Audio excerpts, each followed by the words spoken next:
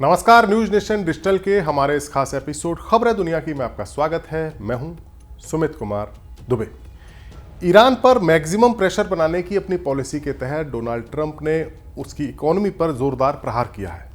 कई सालों से जारी अमेरिका की पाबंदियों के चलते ईरान पहले ही काफी परेशान है, लेकिन वो अपने कच्चे तेल को गैरकानूनी तौर से चीन को बेचकर अपनी इकोनॉमी को चला रहा है। लेकिन अब अमेरिका ने चीन के साथ ईरान के इस तेल के व्यापार पर एक गहरी चोट की है। ट्रंप ने एक ऐसा दांव चला है जिससे चीन भी बौखला गया है और अब भारत को भी सतर्क रहने की जरूरत है। अमेरिका ने ईरान पर दबाव बढ़ाते हुए चीन की एक तेल रिफाइनरी पर पाबंदी लगाई है। ये रिफाइनरी हूतियों से जुड़े हुए जहाजों के लगभग 50 करोड़ डॉलर के ईरानी तेल को खरीदती थी। अमेरिकी फाइनेंस मिनिस्ट्री ने गुरुवार को यह ऐलान किया।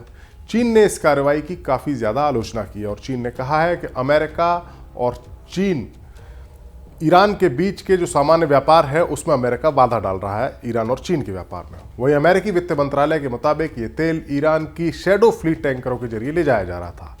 इनमें हूती और ईरानी रक्षा मंत्रालय भी जुड़े हुए थे और इनके जहाज भी जुड़े हुए थे। अमेरिकी विदेश मंत्रालय ने चीन तेल की एक तेल टर्मिनल पर पाबंदी लगाई है। अमेरिकी वित्त मंत्रालय स्कॉट बेसेंट ने कहा है कि ईरानी तेल की रिफाइनरी की खरीद ईरानी शासन के लिए आर्थिक लाइफलाइन है, इकोनॉमिक लाइफलाइन है और ये शासन दुनिया में आतंकवाद का बहुत बड़ा समर्थक है, ईरान का शासन।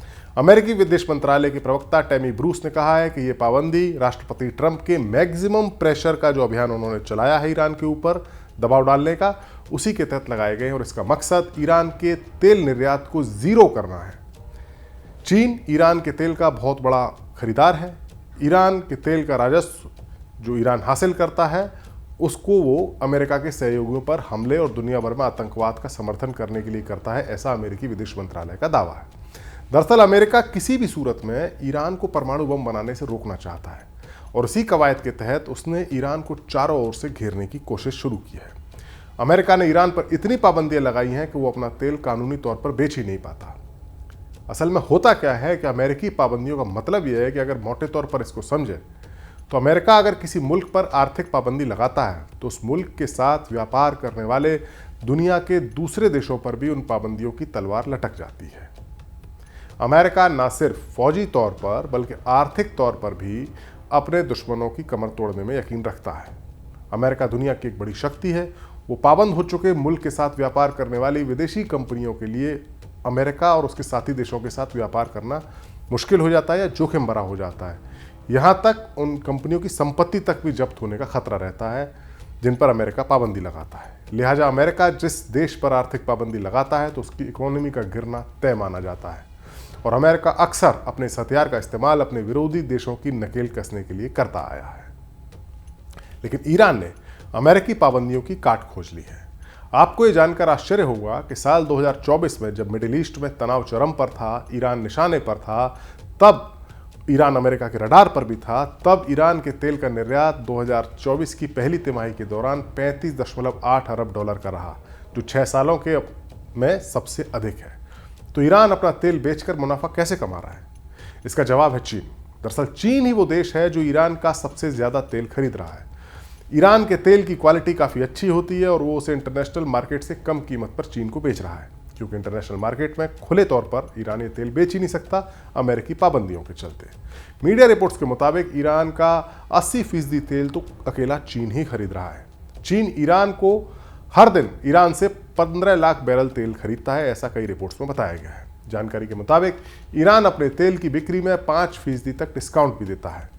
पिछले साल तो ये छूट $13 प्रति बैरल तक थी, 2023 तक। ईरान के तेल की खरीद से अमेरिका ने जो एक्शन लिया है उसको बचाने के लिए चीन 3 खास चीज़ों पर काम करता है। पहली, चीन की छोटी रिफाइनरीज जिन्हें टी पॉट्स कहा जाता है। दूसरा, चीन के छोटे बैंक्स और तीसरा, इस तेल को चीन तक पहुंचाने वाली डार्क फ्लीट। बीबीसी की एक रिपोर्ट के मुताबिक चीन ने ईरान से आने वाले तेल के टैंकर्स को अमेरिका की नज़रों से बचाने के लिए एक अच्छा नेटवर्क बनाया है। इससे टैंकरों की सही लोकेशन पता ही नहीं चल पाती। इस फ्लीट को शिप टू शिप ट्रांसफ़र किया जाता है और कई बार ये खराब मौसम के दौरान किया जाता है ताकि लोकेशन और इनकी एक्टिविटी को सीक्रेट रखा जा सके और अमेरिका की पकड़ में ना आ सके। ऐसे में ये तेल कहाँ से आया, चीन में कहां से आया ये पता लगाना मुश्किल हो जाता है।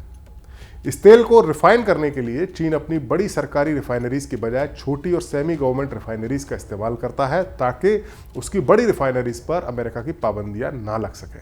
ये छोटी रिफाइनरीज ना तो विदेशों में व्यापार करती हैं और ना ही उन्हें डॉलर की ज़रूरत होती है और ना ही विदेशी फंडिंग की, लिहाजा उन पर अमेरिकी पाबंदियां ज़्यादा असर नहीं डालती। इस ईरानी तेल के पेमेंट के लिए चीन इंटरनेशनल बैंकिंग सिस्टम की मॉनिटरिंग से भी बचने की कोशिश करता है और छोटे बैंकों का इस्तेमाल करता है।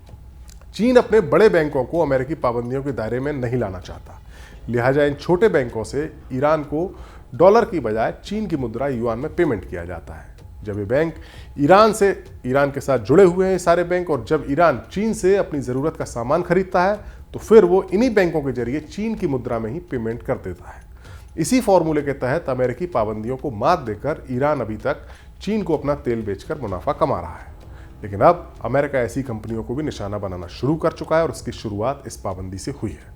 अब देखना होगा कि अमेरिका के इस दाव का ईरान और चीन मिलकर कैसे जवाब देते हैं। हमारा वीडियो आपको कैसा लगा? कमेंट सेक्शन में जाइए और अपनी राय हमें ज़रूर दीजिए। नमस्कार।